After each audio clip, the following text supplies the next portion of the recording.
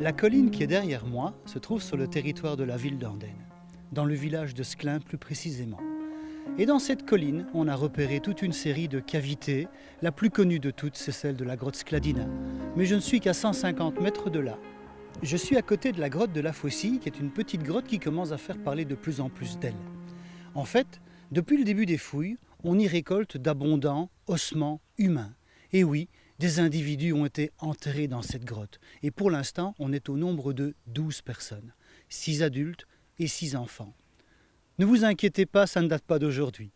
C'est une sépulture plurielle, c'est-à-dire de plusieurs corps, datant du néolithique. Il y a environ 4266 ans d'ici. C'est une date que nous avons obtenue par l'analyse au carbone 14. Quand on est face à une tombe ancienne, il faut absolument s'enrichir de la collaboration de collègues. Et des anthropologues étaient vraiment nécessaires sur le site. Nous avons donc fait appel à ceux de Liverpool et de Gand pour constituer une équipe qui va travailler en collaboration avec l'archéologie andenaise. When I first came to see the material that was excavated in 99, the human remains, it was quite clear to me straight away that there were lots of individuals.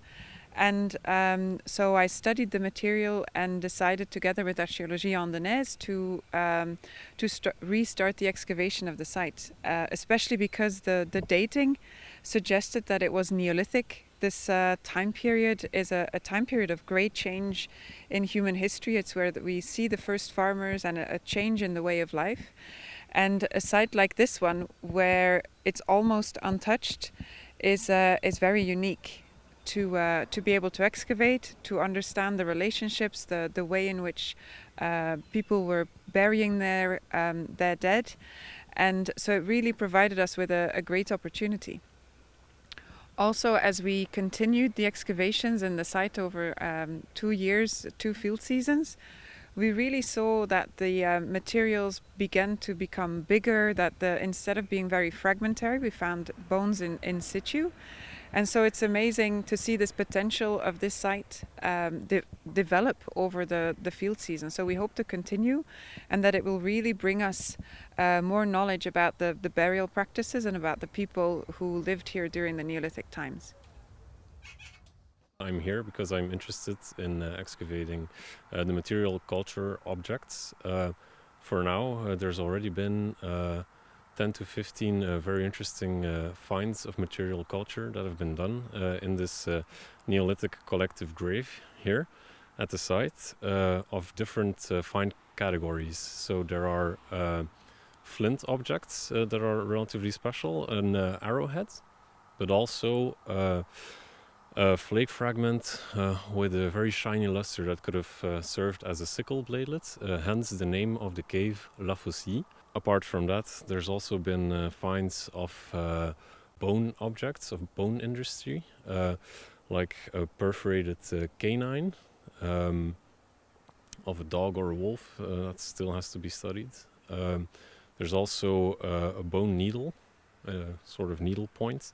And apart from these bone objects, there's also been the find of 3 pieces of ceramics. And what this material culture confirms, or what it tells us, is that all of this situates the cave and the skeletons inside the cave more or less in the Neolithic. And it could be a relatively wide time frame going from the Middle Neolithic to the late or even final Neolithic periods. My current project is to study the Neolithic people of Belgium. I study their bones and their teeth, and most of these human remains have been studied, but mainly on one site. My project focuses on studying the Neolithic people, these first farmers of Belgium, on a regional level.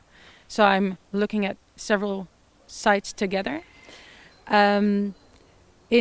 In this specific site, it's very important to include these sites in my project because these recent excavations have a very detailed documentation of different layers and individuals, which gives me the opportunity to use very new technique with stable isotope and DNA analysis and skeletal analyses. I will look at patterns through time and throughout Belgium to answer questions about health, diet, and population origin. and hopefully to find out new things about the life and lifeways of the first farmers of Belgium.